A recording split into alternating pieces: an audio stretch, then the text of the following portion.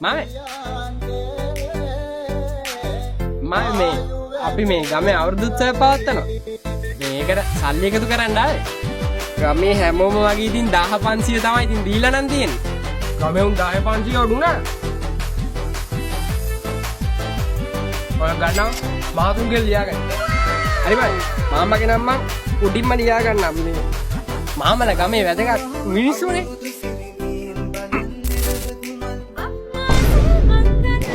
බං ඔය අවුරුදු උත්සවේ කවද්ද තියෙන්නේ? මොන අවුරුදුද? එතකොට